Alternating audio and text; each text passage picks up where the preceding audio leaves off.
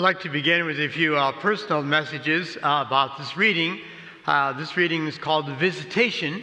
There's also a Feast of Visitation on May 31st of each year. Visitation when Mary visited Elizabeth. And a couple of personal reasons that I like this reading so much is my birth mother was named Elizabeth. She died when I was just 11 months old, so I never really knew her. And 7 years later, my dad remarried to a woman named Mary. So the two women who were most influential in my life were Elizabeth and Mary. And they had been friends of each other before my mother actually died. And then we heard that Mary left her town of Nazareth, went to a small town in Judah. That town is called Ein Kerem. And that's where I lived for 6 months when I was on my sabbatical, from the first Sunday of Advent, 1998, to Pentecost Sunday, 1999. I lived in Ein Kerem, the home of Elizabeth and Zechariah. So there are two beautiful churches in that city of Ein Kerem. And one is called the Church of the Visitation. Of course, it's dedicated to Mary visiting Elizabeth. A beautiful church. It's up a steep hill, a pretty steep climb, although you can take a taxi up there if you can't walk it. And in the courtyard, when Mary accepted Elizabeth's greeting, "Blessed are you among women," she responded with the prayer we call the Magnificat. "My soul magnifies the Lord, my spirit rejoices." And so that Magnificat prayer is in the courtyard of the church, in the Visitation Church, in like 20 different languages. The other church in the city of Ein Kerem is the Nativity Church of John the Baptist, where he was born, the son of Zechariah and Elizabeth. And when Zechariah's mouth was open, remember he was struck dumb because he doubted the angel's word that his wife would get pregnant. But when John was born, he opened his mouth again. His first prayers were the Benedictus. "Blessed are you, Lord God of all creation." And so that Benedictus prayer is also in that courtyard in about 20 different languages. So again, 6 months of my life that I'll never forget.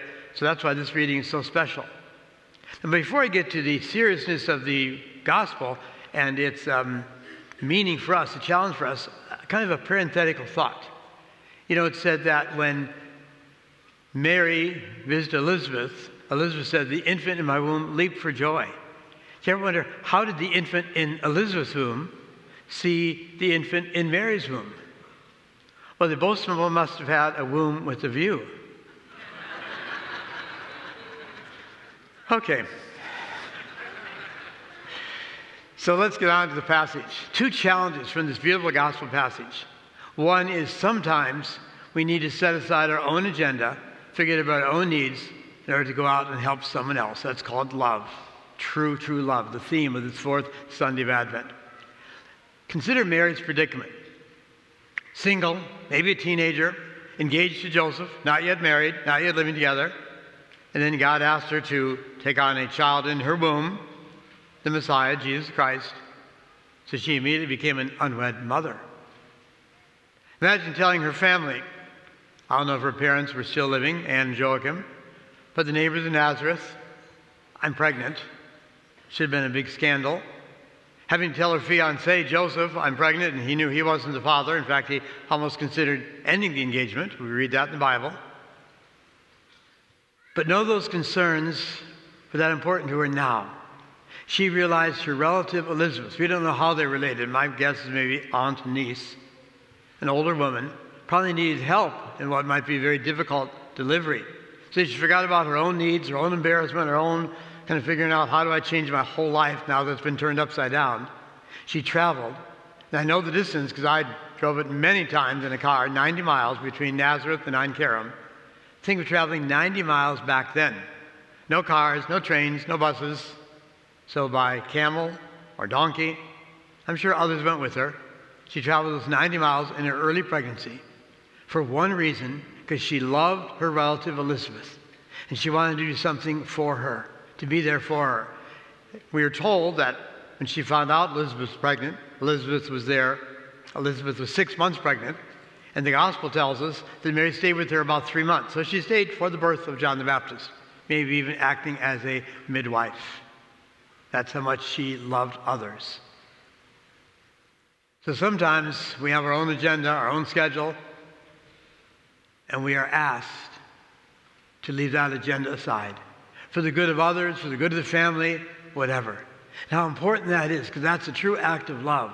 Love sometimes does require sacrifice, giving up our own needs, our own schedule, our own plans, because something else is more important or someone else is more important. And how beautiful that is. The second challenge is visitation. Again, this gospel passage is called the Visitation, Mary visiting Elizabeth. The feast again, May 31st. There's going to be a lot of visitation going on over the next week. People traveling. I'm sure some of you might be leaving even today or tomorrow to go to California or somewhere else. Others are coming here to Las Vegas to spend Christmas with you. People have already left town and traveling. You're visiting others. And this is a wonderful time for great visitation. And I hope that you enjoy your time together. You know, most of my family lives here in Las Vegas, but my brother-in-law and my nephew have a second home in Parowan, Utah. That's the bottom of the mountain road that leads up to Bryan Head, the ski resort. And it's been my custom the last few years to say midnight mass, and then early Christmas Day morning, December 25th, I drive to Utah and spend time there. Now, of course, we have a wonderful Christmas dinner. We have a good time together. We play a lot of games. I try to win every single one. They tell me I'm competitive. I'm not. I just don't ever lose. But the important thing is really not the games, and really not the food. The important thing is just to be with each other, just visiting each other. I don't do that enough with my family. Maybe you don't the same, so that'd be a great New Year's resolution. Spend more time with your family. You see, a few years ago, that family, we decided not to give presents to each other. We really don't need anything, but we still give presents to each other. We are present to each other, and that's the best present of all. So that's what I hope this visitation is all about when you gather Christmas Eve, Christmas Day with family and friends. Oh, you'll exchange presents or whatever, but be present there. Presence is the greatest gift we can give, not just Christmas Day, but throughout the new year, 2025. So that's the challenge of this beautiful reading. Sometimes forget your own agenda, your own needs, and lovingly reach out to others who need you, and enjoy your visit to Christmas, and visit more often with those you love throughout the next year.